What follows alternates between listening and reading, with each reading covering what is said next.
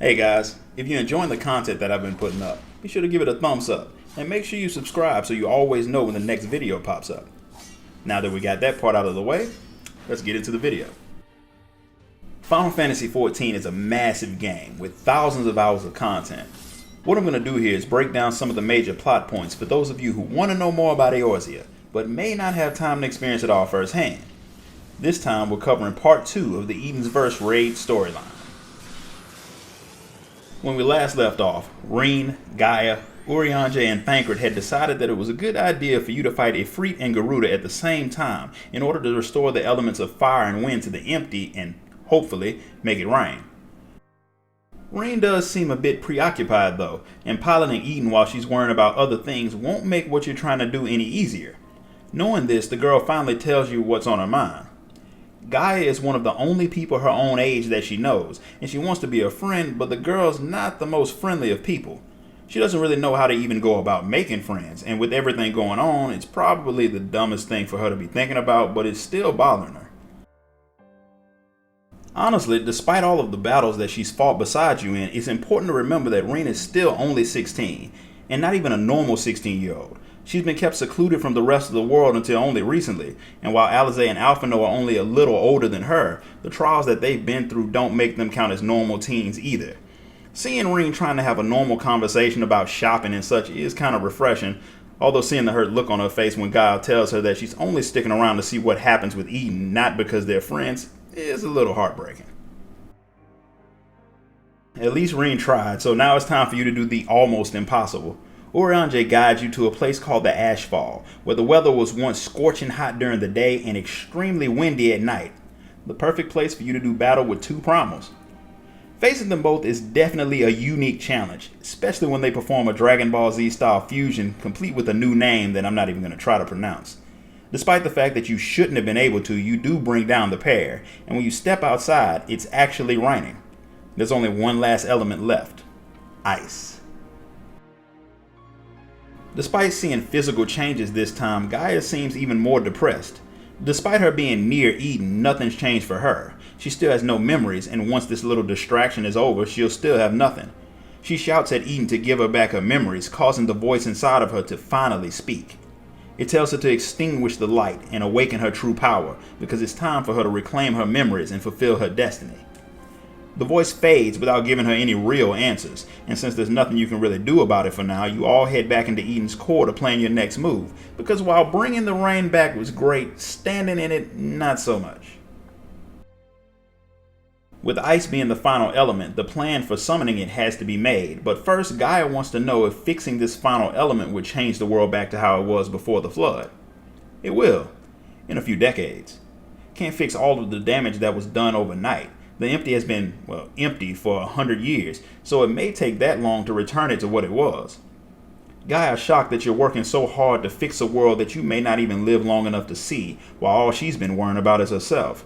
She's always listened to the voice in her head, scared of what would happen if she disobeyed it, but she doesn't want to do that anymore. Because if Rean's destined to fix the world, and Gaia's supposed to be her opposite, then that means she's there to destroy it.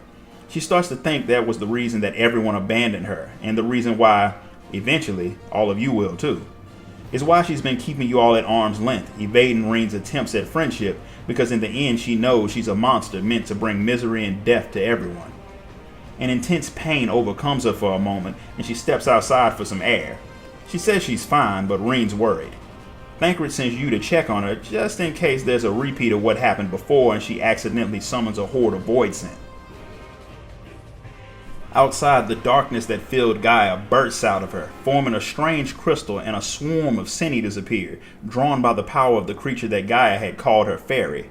It attacks her as you arrive, but she fends it off, and you bring her back inside as the fairy sends its Sin Eater horde at you.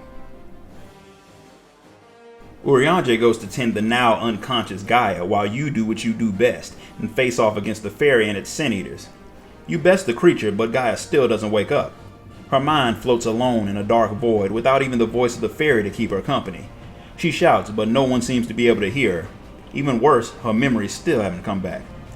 Reluctantly, she accepts her fate, hoping that death will at least give her peace, but Rean's voice cuts through the darkness and wakes her up. Although she won't admit it, she was surprisingly happy to hear the girl.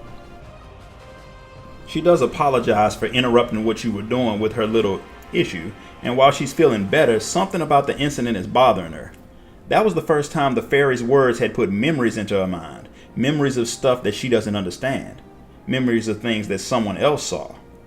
Eorzea believes that since you brought back darkness to the first, that may have woken up a bit of Zodiark's power on this shard.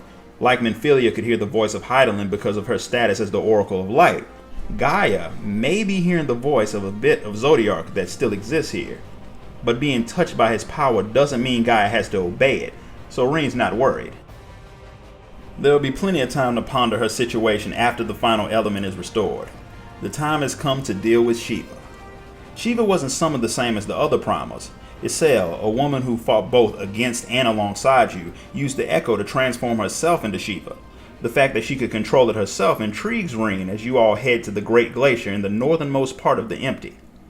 When you arrive, Reen decides that she wants to be the vessel for Shiva. Since ice is the element most aligned with light, using her abilities combined with Eden's should let her do it. While Eorzea doesn't agree with the idea, it definitely has its benefits. Eorzea was a powerful ally who could become a primal at will. Reen learning to do it would be very useful, except for a very important fact that Thancred seems to be the only one to remember. When primals get summoned, you stick pointy things in them. And Thancred has no intention of watching you and Reen try to kill each other. Not to mention the ether only returns to the land when the primal, dies. So if Reen becomes a primal, you would have to kill her to restore the ether to the first. Of course, there may be other ways, but to Thancred, they don't seem worth the risk. Reen believes she can control it and disperse the ether safely, but if it takes control of her, then you won't be able to hold back in the battle that'll follow, or she'll kill you. Still, she wants to try, because Eden seems to have infinite power, and while it's listening to her for now, what happens when it stops? It can undo everything that you've done, but if she can train it to absorb and disperse ether safely, then she can let it restore the rest of the Empty on its own without having to worry about it starting to feed on the ether like other Sin Eaters, and end up destroying the world. Reluctantly, Thancred agrees, and Reen transforms into Shiva. I call upon the power of Shiva.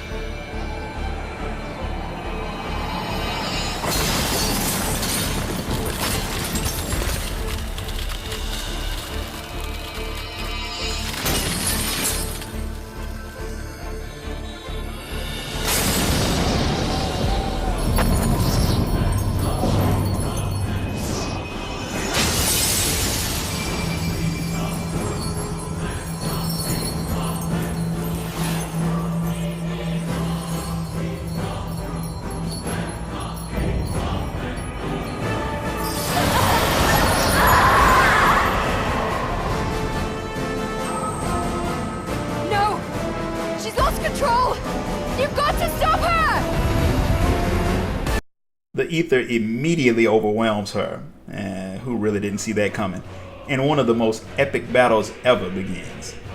As you fight, light ether explodes out of Reen, freezing you solid. Luckily, Gaia jumps in and summons Mjolnir to break you free of the ice prison, and she uses her power to contain the flood of ice that started to burst out of Reen while you knocked the girl out. On a side note, this was one of my favorite parts of this story because of one thing. You lost. The Warrior of Light was done in by Ice Empress Reen, and the only reason you survived is because somebody else jumped into the fight to help you. That's probably the only reason that I like the character of Xenos. He's a stereotypical villain where he's just bad because. But in a fight, he's somebody who can overpower the Warrior of Light.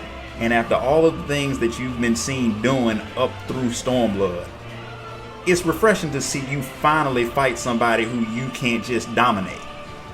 In any case, once Reen wakes up, the power of Shiva has left her, all aside from a small piece of ice that Gaia thinks will make a nice necklace. Thancred looks on as the two girls finally laugh and talk as friends. Together you all step outside to see what your efforts have accomplished, only to see that grass has begun to grow all around your camp. With your task done for now, and a new friend made, you all leave the Empty for a much needed rest and to tell the rest of your team what you've accomplished so far. This concludes the story of Eden's Verse. If you enjoyed this video, hit the like button and make sure you subscribe so you don't miss out on the next video.